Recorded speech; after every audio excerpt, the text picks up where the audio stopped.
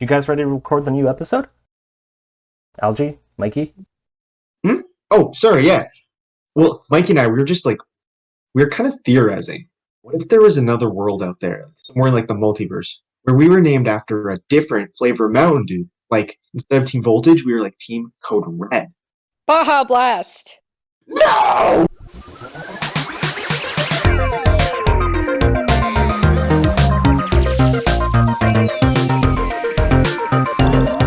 Team Code Red.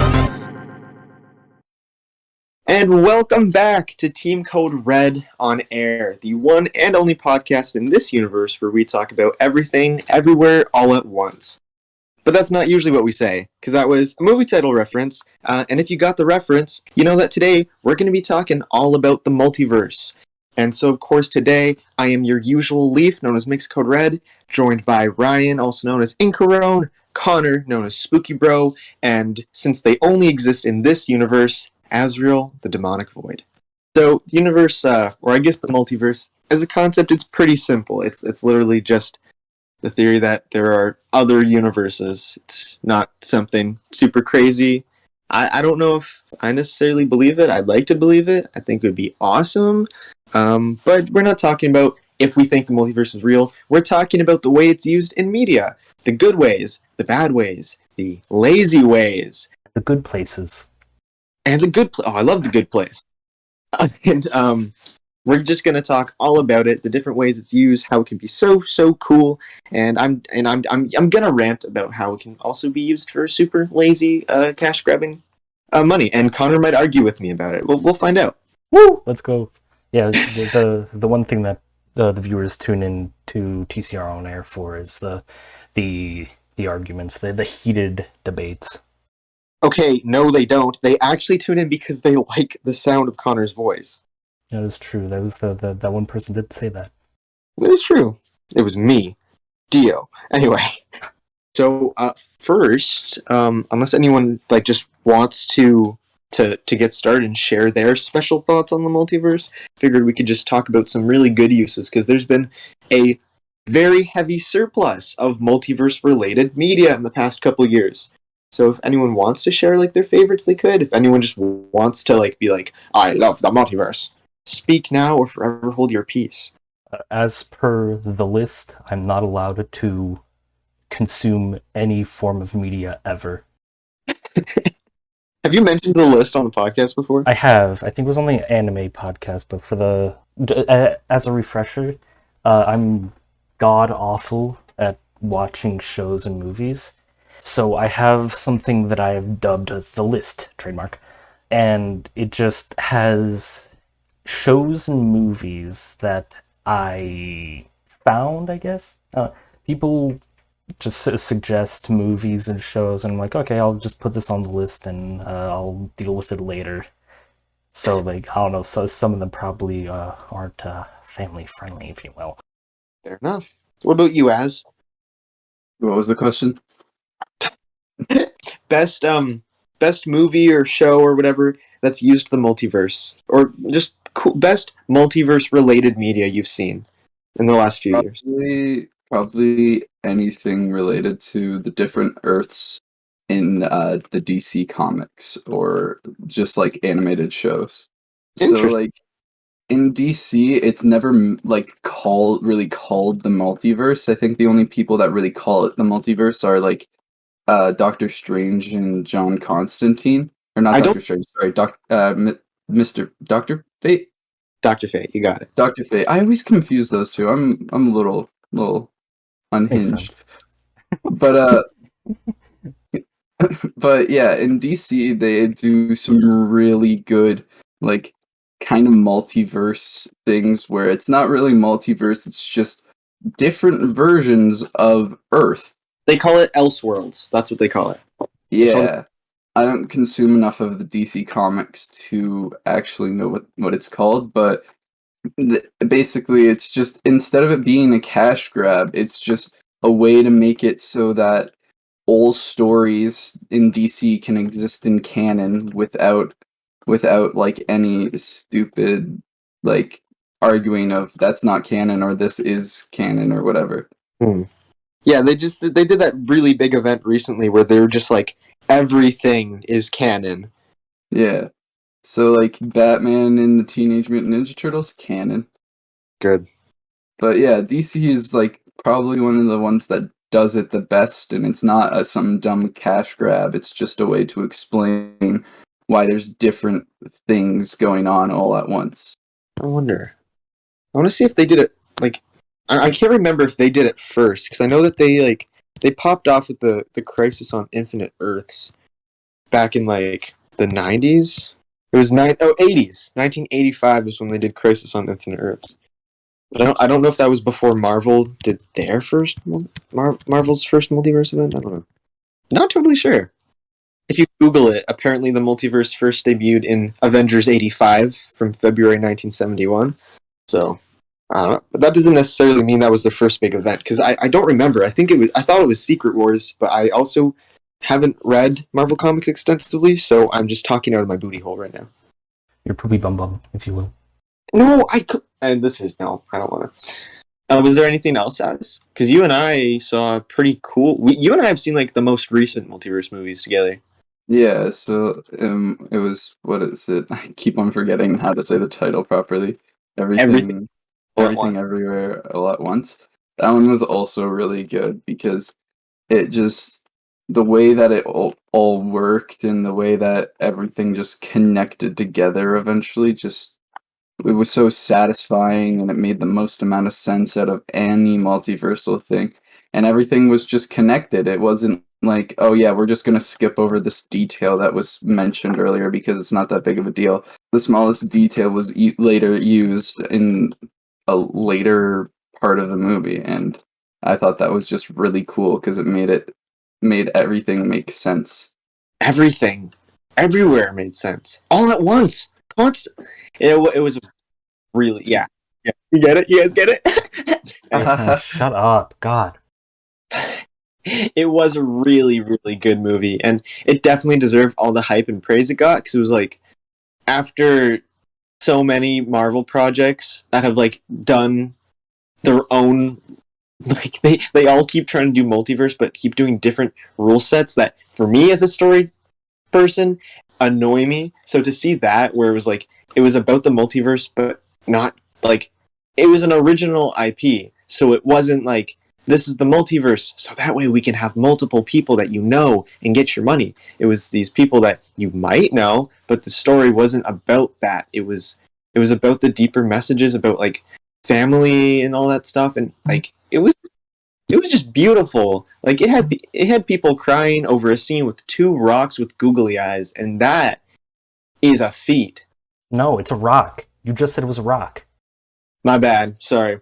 Oh, they did have Dwayne? Yeah, they did have googly eyes at one point. They had sausage fingers as well, and Oh god, I hated that. it had Rakakuni. That one was pretty cool. Spoilers, obviously, for that movie. Connor, you didn't see everything everywhere all at once, did you? I feel like I asked you that already, actually. He did. Okay, I just wasn't sure because I was gonna explain like the way I feel like I might have already, like after I saw it, just the way they implement the multiverses a lot. It's really creative because it's not just like, wow, like Glorbo came out of this portal. I'm so glad he's here. They didn't actually have anyone encounter themselves. Instead, it was kind of like Inception. How would you even describe that as? Because like they were like becoming their multiversal selves. Basically, imagine uploading a DVD of a version of yourself into your brain to gain skills and like to basically just gain skills to give yourself a better chance at like fighting or like whatever. Yeah. And the whole gimmick of like to access those different timelines, the ones that are super, super different, you had to do something that is like completely unpredictable. Like I think the first one was they needed the main character. Was the main character's name Evelyn? I feel like it might have been.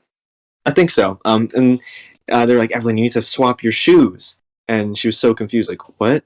And it was because like you wouldn't do that ever. And so then there were like weird ones where it's like one guy, he had to give himself paper cuts in between his fingers. Like you had to do things that you things that you would never ever do, because the chance of you doing that, it was like how it correlated to the chance of you accessing that universe, and it was really, one, it was really creative. Two, allowed for very clever things, and also there was the one where they had to put an object in a part of themselves, and it was the part where they all had to put like a trophy up.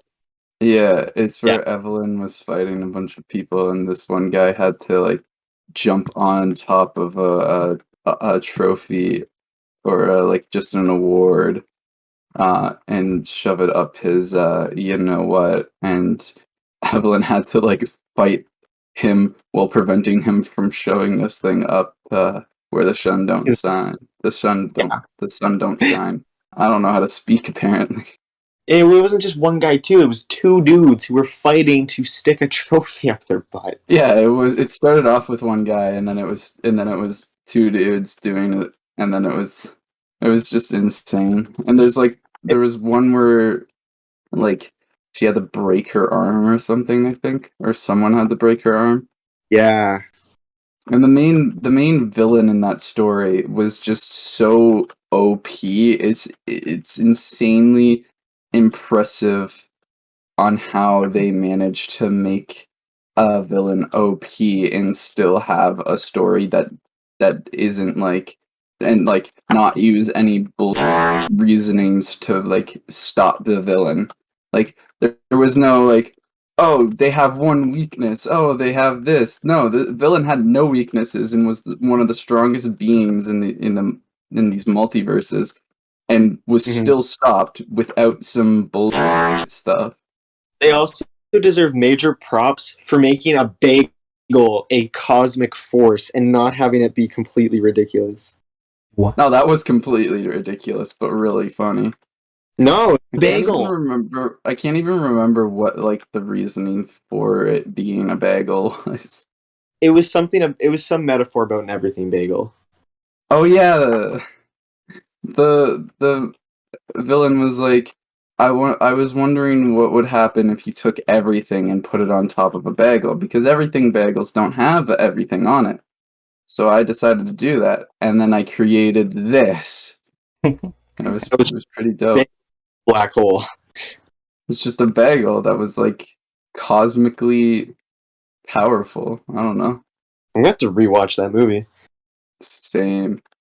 But anyway, the point is that they managed to take a concept that, thanks to our Chads, DC and Marvel, everyone knows, like, oh well, multiverse, and make it do something really unique with it. Because I've never seen something like that before, while also having a really emotional story. Because like the coolest parts of that movie, or the best parts, weren't anything with like Evelyn like envisioning a world where she has sausage fingers and is married to her like tax auditor or whatever it was, because that was a thing. That was a real thing.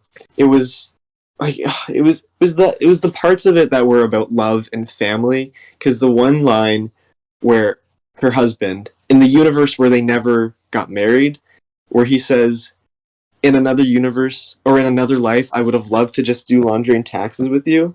Oh, So sad.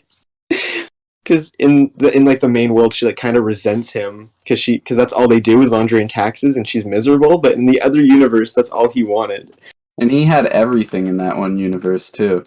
Yeah, he was like rich and happy, but like he still would have just preferred to be mundane and boring with this woman that he loves. oh, wholesome. I hate it. And that was like the turning point for Evelyn to start trying again and like not give up. So that was pretty cool. That was just so beautiful. Anyways, watch that movie. Go watch Everything Everywhere All at Once, even though we just spoiled the main plot beats for you. I don't know if it is on the list trademark. Well, it better be now. That's separate list. I'd never mentioned like how many things there are on the list. I think if Everything Everywhere All at Once goes on the list, it would be 236 shows/movies. Oh my god. Yeah, it's bad. Oh, the Minion multiverse. That is something that needs.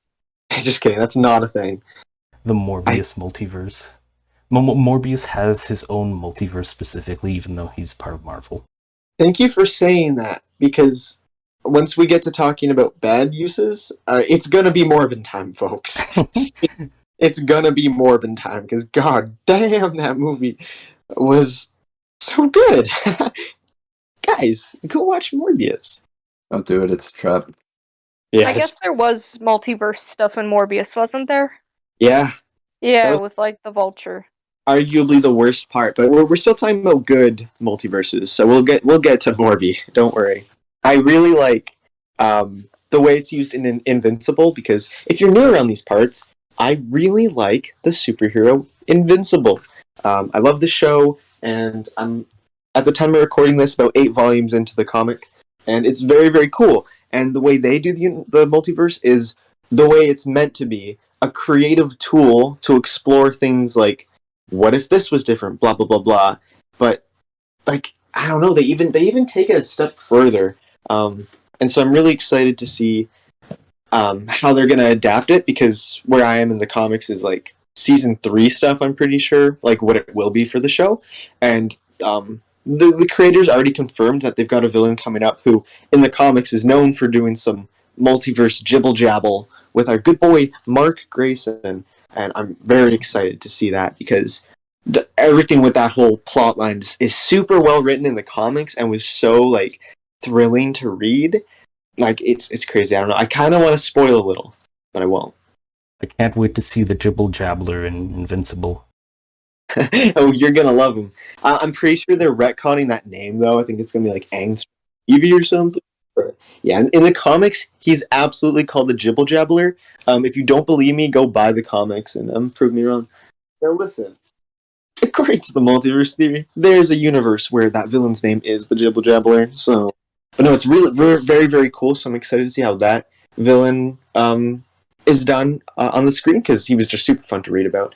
I'm also going to go back to my roots, because Invincible is probably like one of my favorite like modern things, even though technically he's like 20 years old. But growing up, I really loved Ben 10, and in Ben 10 Omniverse, if the name of that series wasn't like enough to tip you off, they did a little multiverse arc, and it was really cool because they also did it the way it's meant to do, and they gave us all these different Bens, like one where he's from like a post-apocalyptic wasteland and he's also a villain, one where he's a zombie, just because it's fun to play around with, one where he's emo, so Oh god.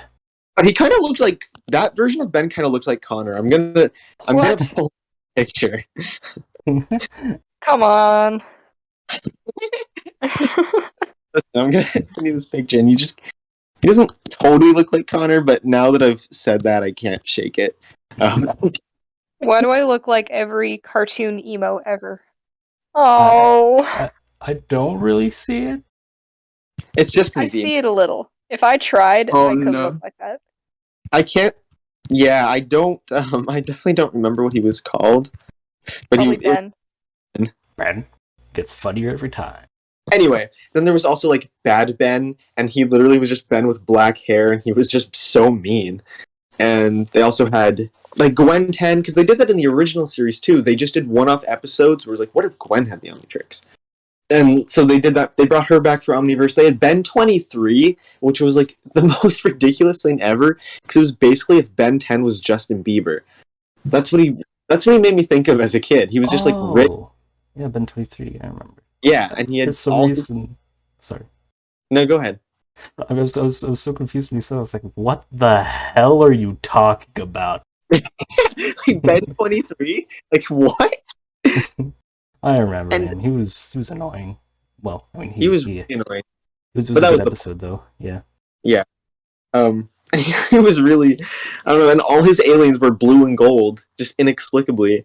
But then it was like they dived into it, and the reason he was such like an egotistical jerk is because he didn't have that summer with Grandpa Max, and so like it just kind of showed what I don't know. It was really nice because again, it was like, wow, this is so crazy, a wacky alternate Ben, but also it was like to show how important it was that Ben had the people in his life in the main world. It was like, oh, that's cute, that's sweet. And also had like Ben 10,000 and Eon, and I feel like I'm forgetting another, but I digress. Either way, it was really cool, and they didn't just set up those characters for that one event. They actually went back to the the Mad Max inspired universe. So it was like Ben 23 versus the Apocalypse Ben. That was pretty cool too. That's kind of all there was for that. That was pretty solid, but I enjoyed the way they did it there because it was cool and creative, and I don't know. Every time they would bring out a different Ben like that, I'd be like, "Oh my god, that's so crazy!" And it was crazy every time. You'll never believe it. Oh, that's insane. That's wild. That's wacky. Then- One could even say silly. No, no. You can't say silly. Anyway, that's all I had for those. I feel like Connor, you had another one you wanted to talk about, didn't you? I am fuming All right. just thinking about this. The My Little Pony multiverse slams fists on table. Okay, so we got My Little Pony Friendship is Magic. And then it branched off into Equestria Girls, which is basically a human version of My Little Pony characters. And they're all in a high school and stuff, which is confusing because, you know, you kind of read the main cast of Friendship is Magic as adults, but like, sure. And, so, first Equestria Girls movie. There's this character named Sunset Shimmer. I love her. Woo! She's my favorite character. Like, just, she's awesome and confirmed bisexual. No. Yeah. So, Sunset Shimmer, my favorite character. Originally from the Pony World, who was a student of Princess Celestia, who kinda sought power. So she went to the human world and basically kind of took over there in the form of being a high school bully. And then What an she went upgrade. back. Yeah, literally. So she went back to Pony World, took Twilight Sparkle's crown, which is an element of harmony, which are like these really powerful things. And without the crown, they don't work. Yes. Oh, I was just gonna flex and be like, I know this because I watched that movie. Oh, sick. The My Little Pony Equestria Girls movies kind of go hard for like no reason. I really like them. I don't remember them. Oh, anyway. I've seen them enough times to remember all the plot points. Anyway, so Sunset steals the crown, goes back to human world, Twilight goes after her, Twilight human now, Twilight gets the crown back, but before that, Sunset Shimmer puts it on, turns into this demon thing, mind controls all the students, and takes them, tries to take them to Equestria to take over. That doesn't work because magic of friendship. Second movie, there are these things called the Sirens. They're from Equestria, but they got booted by Princess Celestia because they were evil. Mm-hmm. They try to take over. Magic of friendship beats them. And then I feel like Equestria Girls really affected Friendship is Magic in a way, like for the rest of the series. Because you have this like kind of multiverse element added into it, like a lot of mystery, speculation, stuff like that. But I wish they did more with it.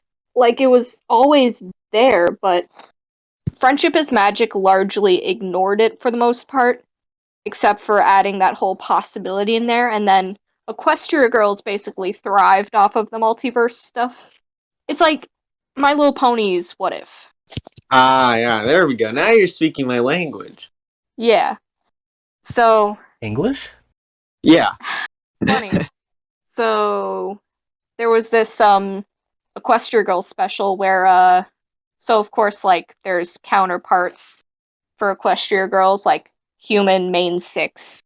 So, in this one Equestria Girls special, Sunset Shimmer, Twilight Sparkle, and I think Rainbow Dash, the human forms, go to Equestria for whatever reason. I forget why. But it was a really nice thing to see, because I'd been wanting, like, Twilight Sparkle, Sunset Shimmer interactions for, like, the longest time. If anything, it was fan service in a way, but I don't care. I still loved it, and it was greatly executed. They did it better than Marvel. I'll have to, like, go back and watch all of that stuff to really get a good grasp on it. But Discord, another one of my favorite characters, basically an agent of chaos. He's an agent of chaos. He's got, like, chaotic magic and stuff. He can, like, hop from universe to universe, basically. So I guess, in a way, there's that kind of connection. Oh, and Rick and Morty and Gravity Falls. Rick and Morty did a lot of like multiverse stuff because they had all their like Ricks and Mortys, and then they also had those like connections to Gravity Falls, which has connections to Amphibia and the Owl House. Nice, yeah. I love the connected universe. Connected Gotta love movies. Connected world. Rick and Morty's whole premise was basically just multiverses, but they never like outright said it. Mm-hmm. The whole world is on a cob. Better than a bacon. Yeah. Oh shoot, I spilled my tea. Ah, great. Not again. Are there any other pertinent ones before we get into the Marvel zone? Because that's when it gets intense. Point of no return. I think that Discord and Bill Cipher would be best friends. You think so? Oh god, yeah. But like, which one's more powerful? I guess we'll never know. Were there any more though, or is it Marvel time now? Because I've got a bone to pick with those guys.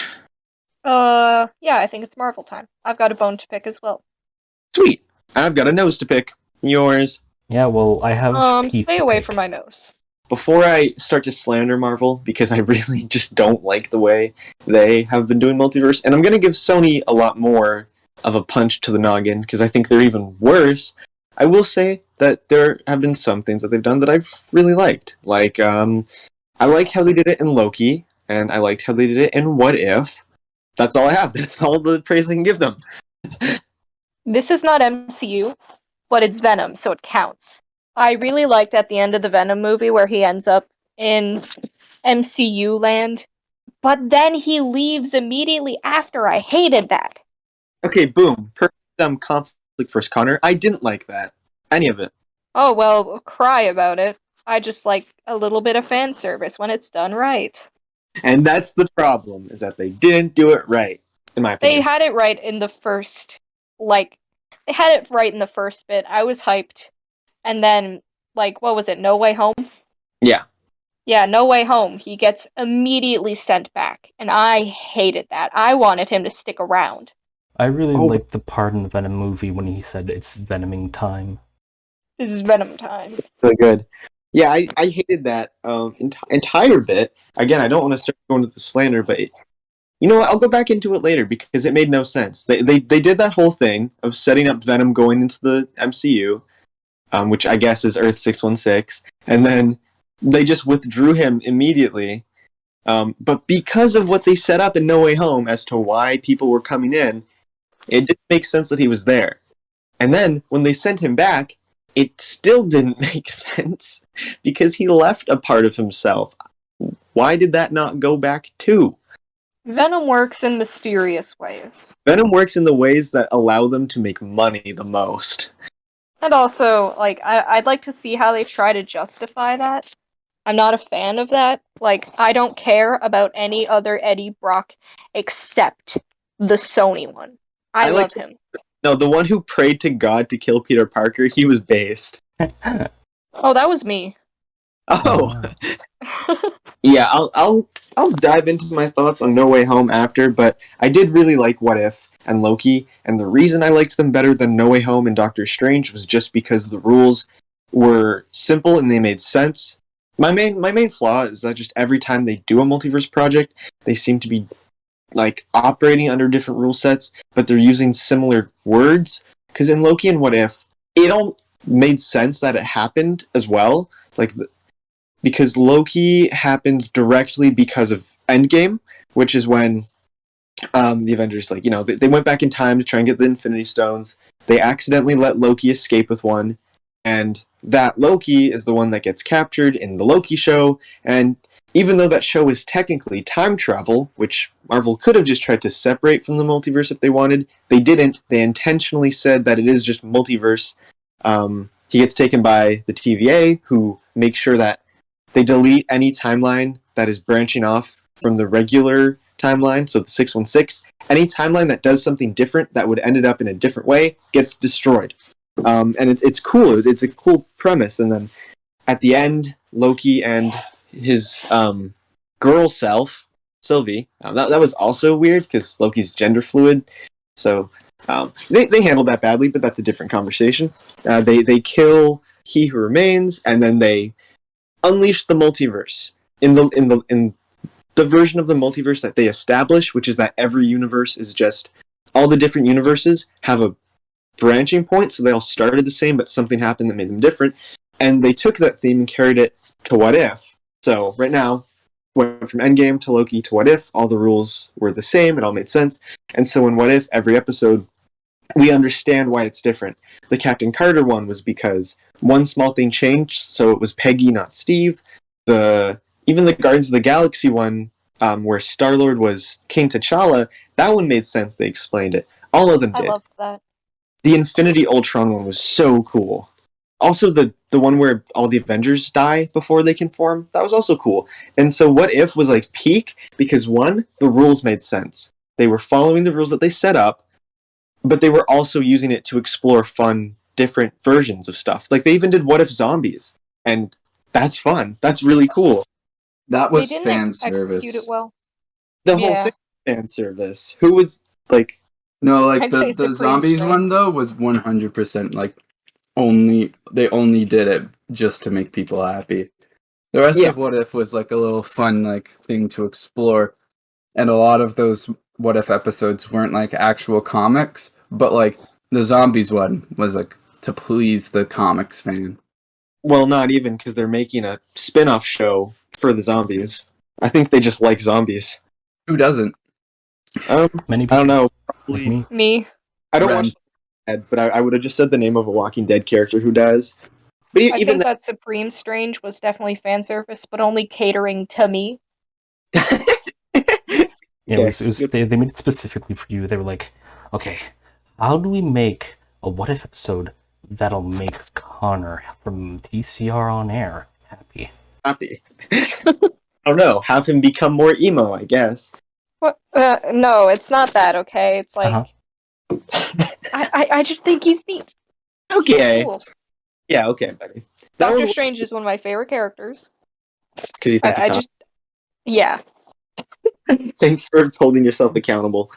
Anyway, even towards the climax of that, like the Watcher was really cool, and even in like the promotion, they like showed like the TVA like typing out like what was different about these timelines, and it was cool. So it was fun, it was fan servicey, but it all made sense. And then they fell off because we got to see the different versions of characters we know, but they all looked like the same, just different costumes when they were different characters or like different heroes, blah blah blah. And then they decided to just switch that up for No Way Home, and I did not like No Way Home was a good movie, and I enjoyed it. And But you said but. yeah, I did say but. Big juicy bum bum. Okay, I watched it a few times. But in my personal opinion, I think the way they did the multiverse in that movie was so lame, and it had so many plot holes, and I could go off about it, but I'm gonna let someone else talk for a second before I just go nuts on all three Spider Boys. Oh, also Spider-Verse. That was really good. That was Connor, as you both saw No Way Home, do you guys have any opinions on how they did the multiverse before I just go and like completely slander it? I don't know. It's just, first of all, I think that movie is mid. Didn't do it for me. Ooh, Spider-Man Midway Home. You're mid. Yeah, I don't know. I liked it, but I didn't like it. Like, I don't know. I have such mixed feelings. And it's only because of the multiverse aspect. Mm-hmm. Like, everything about it was perfect. Except, spoiler alert, Aunt May dying. I hated that. I hated every second of it. Just let Peter be happy, for crying out loud. I'm tired. So is Peter. Peter. Yeah. The only problem I had with like No Way Home was probably just the fact that they changed the rules slightly to make it suit them, suit the money grab more. Yeah. Mm-hmm. That was my main issue. Like, I loved it. It was like, I loved that movie. It was pretty good. It's set up. It wasn't the setup for the multiverse stuff, but it like kind of set the pace of like oh, this is gonna be like this movie is these are the rules. This is how like this is gonna work, and the rules can be changed around and stuff. And then just the next movie after that was just like no mention of anything, and it was just made me upset.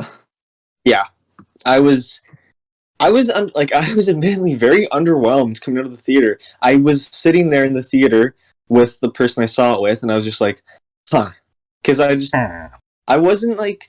I was excited because I was like, "Oh, this is gonna be cool." Because I had been spoiled. Like, we're gonna get to see three Peter Parkers on screen. I'm sure that'll be cool. I'm sure it'll all make sense. And then it just didn't make any sense. And I'm not just gonna say that it didn't make sense and not elaborate. I will, because like I was annoyed because like it was great. Everyone loved it because, oh my god, 3 Spider-Men fighting all these classic villains. But like, could it have been good without relying on that as a crutch? Probably, but we'll never know. So, like, I don't know. I just, everything from the moment they brought in the villains, it stopped making sense because they needed Peter they needed some way to bring the villains, because that was overall what they wanted. They just wanted to have Peter and the other Peters fight the Peter Poppers. That's what I'm calling the villains now, Peter Poppers. No, it fell off, honestly. Because their explanation, so Peter needed Doctor Strange to form a spell to make the world forget that he was Spider-Man. But then Peter was like, wait, but can you make it so these people can remember? Wait, these people? And just because it needed to, the spell had multiversal range. And since Strange let it get unstable, it pulled people from the multiverse who knew who Peter Parker was. The spell failed, and for some reason it just like reached out into the multiverse and brought in random villains who happened to know Peter's identity. Okay. It's gender identity. Yeah, trans Peter. And it just happened that the ones who got through were past Spider-Man villains. Okay, I can suspend my disbelief that far. But you're telling me that these villains are here, like the only reason they're here is because they know who Peter Parker is. That Peter Parker? Peter Parker? Sure, that's fine. Like Dr. Octopus, he knew. Green Goblin, yeah, he knew. Sandman, he knew. Lizard, I think he knew. I haven't seen Amazing Spider-Man in a while. But Electro didn't know. He did not learn who Peter Parker, like he didn't know who Spider-Man was under the mask. So for one, he shouldn't have been there. But then Electro gets worse because then they also yassified him for no reason. I was bothered by the yassification of Electro.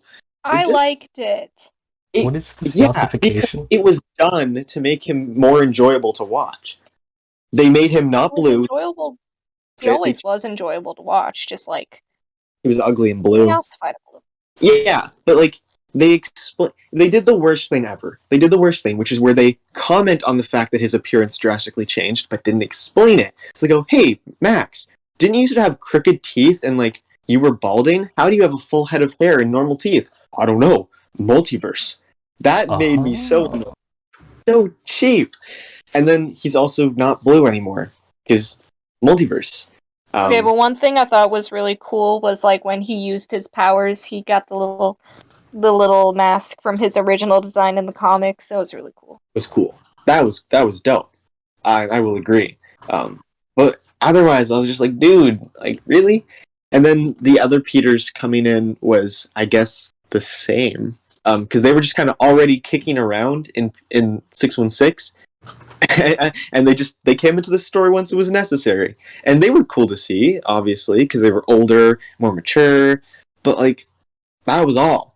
They were just there, and that instantly, completely broke all the rules of how the multiverse was meant to work. Because it's like, if these two had an episode of What If, what would it be? And I had this conversation with Glint one time. It was like, would it be like, what if Peter Parker was born like a decade earlier, and he looked like Tobey Maguire, and also no one else in the universe existed? Because they acknowledge that. Peter's like, it's okay, guys, I used to be an Avenger. And they're like, whoa, what is that? Because they're both from worlds where Spider-Man's the only hero. Skill issue. Yeah, it's a skill issue. So that bothered me. Because one, like, them being there, the villains as well, wasn't good because it wasn't there to be creative. It wasn't to show us what Peter could have been. It was to remind us who Peter has been before, to be like, hey, look, it's them again. Buy tickets. And look, it's the past villains. Buy tickets. And then even then with the villains, Like, it was weird, because then they added the stakes that it just so happened that all those villains got brought in moments before their death. There was no reason why it was like that for all of them. It just was. But so then they spent the movie, Peter tried to help all those villains, and he did it. He helped save them from whatever was making them evil, but then they all got sent back to the moments before they were going to die. So obviously we're not supposed to think that they would just go back and die, but it's very well possible that they just went back and died, which is kind of messed up. But Also yeah. skill issue. And overall, that was, like, I don't know. It was cool to see them, but it didn't. They could have done everything they needed to do in that movie without having 3 Spider-Man and multiverse bad guys. Like, Connor knows this, because I wrote out an entire document of how I would have done the story. Maybe I'll read it like a bedtime story for Patreon, but right now, it didn't make, they completely switched up the rules so that way they could have these different Peters, have it be cool and funky, and then in the end, Peter's like, make everyone forget Peter Parker exists. And again, they've established that these memory-wiping spells have multiversal range. So all the multiverse villains, they forget, so that way no more come in, because again, that's a thing. If you know, then you get brought in. Sure. And then in doing so, that also sends all the multiverse characters away, including the 2 Peters. And if you just have, 2 brain cells, and you think about that more, doesn't that mean everyone in every universe won't know who Peter is? Did he not just go over the other Peters? Did he not just make everyone in their lives forget who they are? If you just think about it a little bit, it's wait, hold up, the scale here is not clear. So I didn't like that either. The actual end of the movie was really nice. Just Peter facing the consequences of that choice, and then being all alone is really sad. But that's who Peter Parker is. He had to suffer, because he always does, poor guy. But then the Venom thing that Connor was talking about. In the post-credit scene, it literally, they only did that so they could make a joke where Eddie Brock doesn't believe that characters like Thanos are actually real. Where he's like, what? There was a purple guy with rocks? That's silly. And then he gets sent back to his world. But he leaves back a little bit of Venom. So that way it can be used in the future, maybe? Also, the explanation as to how Venom got there, despite not having a Peter Parker in that universe, is because the symbiotes have a multiversal hive mind. So, because Tobey Maguire fought Venom in Spider-Man 3, because that Venom encountered him, that was enough for the Eddie Brock Venom to get brought through. And there was still no explanation for Electro. Anyway, it didn't make sense. But you know what? It's Morbin time now. It is Morbin time. Because it got worse when Morbius decided that they would continue that plotline. Did anyone here actually see Morbius, or is it just me and Risa who were... I saw Morbius. You saw you saw it I've first. never seen Morbius. Yeah. Good, don't waste your time. Yeah, don't waste Terrible. criticizing that movie for the show it was later. The post-credit scene, Vulture from the 616 world appear in the Morbius world, and they explicitly showed that it was because of No Way Home. So right off the bat, again, the rules don't make sense. Why did this guy get taken out of his world? Why? Because he knows Peter Parker? Maybe? But now he doesn't. He gets there and he's like, maybe that was Spider-Man. Who is Spider-Man? Then he meets Morbius, and Morbius is like, we should put together a team. It's Morbin time. And we should morb together a team. That was the worst thing ever. That was the worst thing ever. Just set up your own Vulture. Because they just took this guy out of the 616 world, and now he's going to team up with Morbius, Kraven, Venom, and another guy to fight the Spider-Man of their world, who doesn't exist yet. I hope it's Andrew Garfield. I'd love that. But they straight up don't have one established. So that was also a show. So No Way Home, bottom line, their multiverse was they were just trying to do a cash grab. I don't like that they're trying to do multiverse, quote unquote, but it's just cameos from past actors reprising their roles next to the new actors. Especially because that's a middle finger to what they did in WandaVision, where they brought Evan Peters in, blue-balled us by pretending he was Quicksilver again, then making him actually Ralph Boner. Everyone was like, oh my god, that's how the X-Men are coming in. They're going to be from a different universe. But then they're like, nope, this guy has the face you know as the old Quicksilver, but he is someone else in this world. So then you're like, oh, okay, so they're not going to do that. And then No Way Home does it. And it makes me mad in every universe. WandaVision was the blueprint, and then they completely messed it up. They made it seem like they advertised it that WandaVision, No Way Home, and Doctor Strange were going to be like a 3-part saga. And they had like little to no connection at all other than just the word multiverse. So that's my thought on that. And then there's Multiverse of Madness, which was like, did something, it followed both like ways that it had been done. Like it had it followed some of the rules and then also just did some of the No Way Home randomness. I don't know, Connor, what did you guys think of how they did it in that? I don't like how they just completely ignored the events of No Way Home happened. They mentioned it once and then never again, even though that was like probably one of the biggest things to happen. Yeah. Doctor Strange doesn't know who Spider-Man is now. Yeah, but that's still they don't know any of that happened.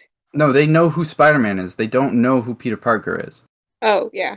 So they don't remember that Spider-Man is Peter Parker, but they remember that whole event with Spider-Man, which is in itself is confusing because they know that all these villains and people came from different universe because of Spider-Man, but they don't know why it happened. Yeah. And then they just like mention it once and then never again. It's awesome. The one-off line were like, oh yeah, we've met the multiverse before. It was something to do with Spider-Man. And then it's just, Spider-Man? What's that guy's deal? Does he shoot webs out of his butt? And they're like, maybe. Didn't ask. Like, I'm pretty sure that's literally the exact conversation. Pretty much, yeah. I think that Multiverse of Madness would have been great if it was, like, just conflict between Wanda and Steven. If it was just Connor. Because I loved that. I loved Scarlet Witch in Multiverse of Madness. Like, good for her, girl boss. And I liked how it was more gruesome, but that has nothing to do with the multiverse. Right. I just think that it was a good movie if it didn't have all the multiverse stuff. That was like, I don't know. It was kind of weird. I liked America Chavez. I liked her too. She was cool, and so the way they made the multiverse a bigger deal by having her power be so rare that only she's the only being that can access it is cool, but like as said, does Strange not remember that a spell going wrong almost broke the multiverse and brought in random people? Because then the next movie with him, oh my god, this girl can access the multiverse? That's so unheard of. It's not like I did it by accident last movie. And it's that sort of consistency that's so annoying, because then it makes it harder to take it seriously, because one is like, I need to kill America Chavez so I can access the multiverse. But Strange can be like, oh no, you don't actually need to. You just need to make a deal with Spider-Man, and it'll just happen. In fact, if you're Vulture from Spider-Man Homecoming, you'll just get sent away, and no one will question it. Yeah, you just gotta pray a little. And then they did both ways of like having alternate versions of characters. They did it the one where it's like the same actor but in different costumes, which is fun, where they had like Defender Strange and Sinister Strange and Strange Supreme, who is not to be Supreme Strange. Don't get those mixed up. Supreme Strange and Strange Supreme? Yeah. Supreme Strange is the one that Connor was simping over from What If. Strange Supreme is the blue one. And I kind of loved what they did in a weird way, because like I loved and hated it because they broke some of the rules, but they did it to have fun. It's like just do really wacky universes that like don't make sense and normally would be like, bruh, how does that exist? Like the universe where everything is paint, like really, but at the same time, like, they're all paint here. And then they have Earth 838, which is the one that we spent the most time in, which like.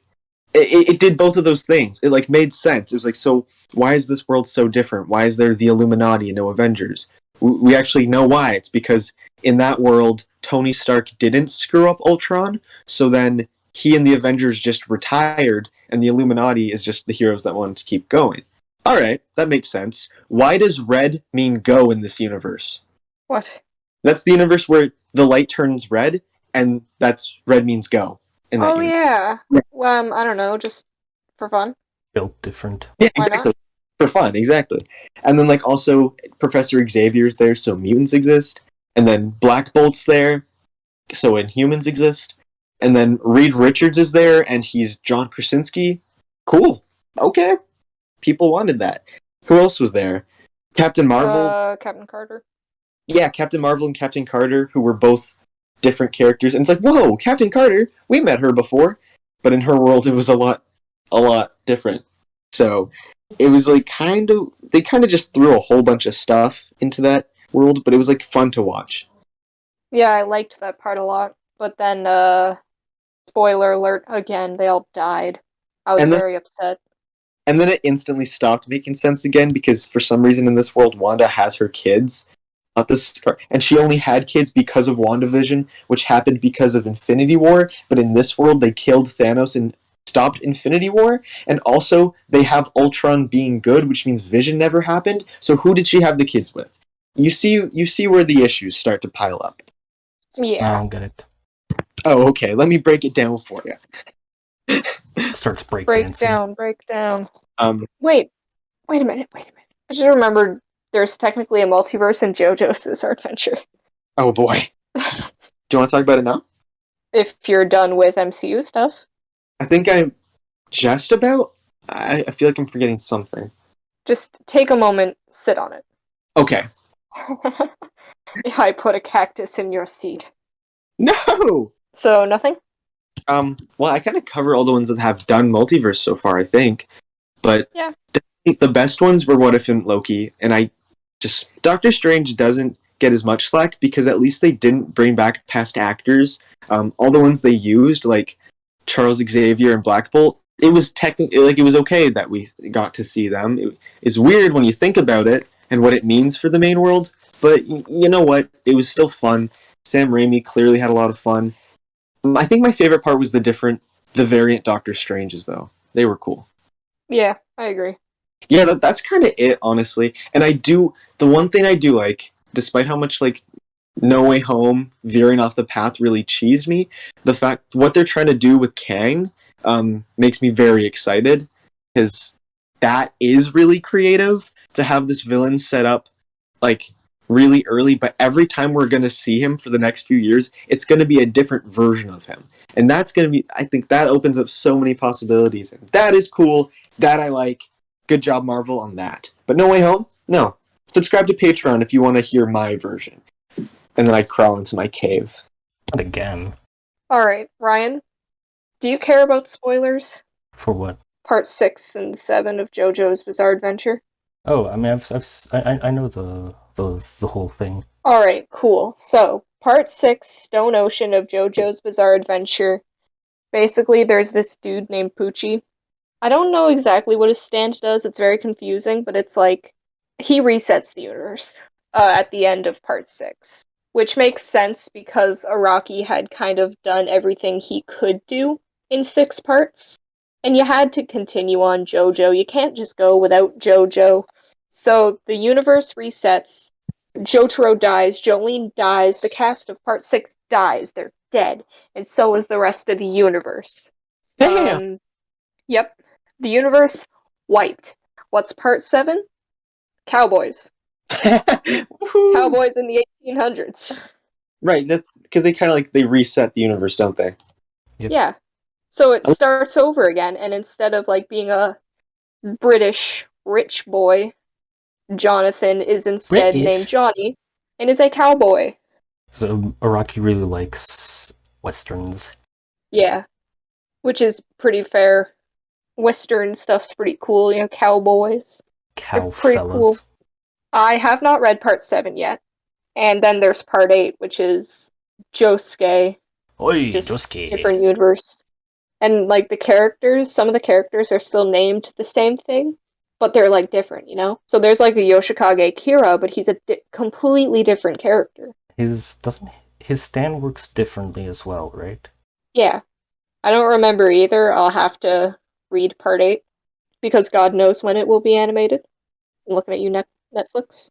And then there's the games, where they all kind of meet up because like it's a fighting game, like, but there's a story to it as well. But Like they all the JoJos and the characters from separate parts get brought to one universe, and it's like it's weird. Because there's like younger Joseph, older Joseph, younger Jotaro, older Jotaro. So like part 3, 4, 6 Jotaros. It's odd, but it actually kind of works out if you don't think one too could hard say about that it. it's bizarre. Yeah, it's a little bizarre. And it works out a lot better than the MCU because it's pretty straightforward. It's pretty straight. Yeah, actually. Nope. And then, like, at the end of the fights, sometimes there's, like, little character interactions. So, say you're young Joseph fighting older Joseph. It's, like, kind of quirky commentary. I am being called down for dinner. I was actually going to add one more thing, because I mentioned Spider-Verse before, and there was something that struck me, and I feel like, it was this weird coincidence that I've noticed. So I think the full bit was, if I had a nickel for every piece of media I had where a villain almost endangers the entire multiverse to be with their kids in another universe, I would have 3 nickels. And those would be Spider-Man Into the Spider-Verse, because Kingpin tries to endanger the multiverse to be with his wife and son who are dead. Voltron Legendary Defender, Season 8. Unnerva, she does destroy the multiverse, actually. She literally destroys every branch of reality to try and be with her son and husband, and it doesn't work. And then in Multiverse of Madness, Wanda almost breaks the universe by trying to get to her kids. So 3 nickels. That's just really, really, really interesting, I guess. Well, that's about all the time we have. If you enjoyed this, make sure to listen to our other episodes of TCR On Air, and follow us on our other social medias. We have the links in the description or the bio, depending on where you're listening to this, and depending on which dimension you're from. But with that, we hope to see you next time we go on air.